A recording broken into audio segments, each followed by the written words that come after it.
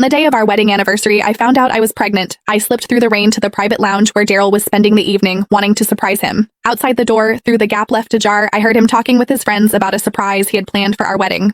Josephine still has no idea she's been sleeping with both of us. Every winter, I send my twin brother to take my place with her. Through the crack in the door, amid the roar of laughter, I caught sight of a man who looked almost identical to Daryl. Imagine the look on her face at the wedding when she sees that video of my brother on top of her. I clutched the pregnancy test results in my hand, ready to storm in and demand to know why he'd done this to me. But then I heard Daryl's voice again. Sarah's career has taken off. Josephine served her purpose. Sure, she lost her family and her career because of me, but I gave her a few good years of the high life. I'd say we're even. The casual indifference in his tone sent ice through my veins. A man who had done everything in his power to hurt me for the sake of another woman. I was done with him. And everything he had stolen from me, I would take back. Every last piece.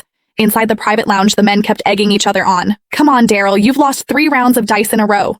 You owe us something juicy. What's this big surprise you've got planned for Josephine at next week's makeup wedding? I stood outside the door, heart brimming with sweetness. 3 years since we'd signed the marriage certificate, and Daryl had been so consumed by work that the wedding kept getting pushed back. Now I was going to bring our baby along and finally make it complete. Ha! Bro, Josephine is such a fool. She has absolutely no clue you've got an identical twin brother. What do you guys think? If she finds out at the wedding that the man keeping her warm every winter was actually me, and then she sees our little bedroom video, will she lose it right there on the spot? The laughter inside swelled even louder. My legs buckled, and I nearly collapsed. I stepped forward, pressed myself against the doorframe, and peered through the gap.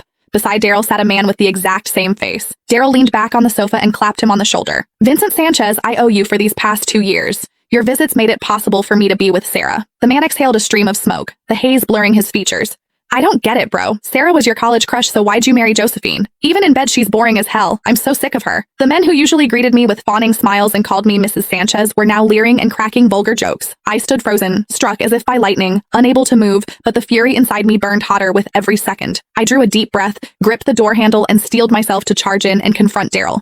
Then the words from inside stopped me dead. I was only ever with her for Sarah's sake. At the sound of that name, my fingers tightened around the pregnancy report until the paper crumpled. There was a tenderness in Daryl's voice I had never once heard before. Sarah went abroad right after college to chase her dream of becoming a jewelry designer. By the time I wanted to go find her, she'd gotten married. Later, when the international jewelry design competition came around, Sarah was so anxious about Josephine entering the same contest that she couldn't sleep.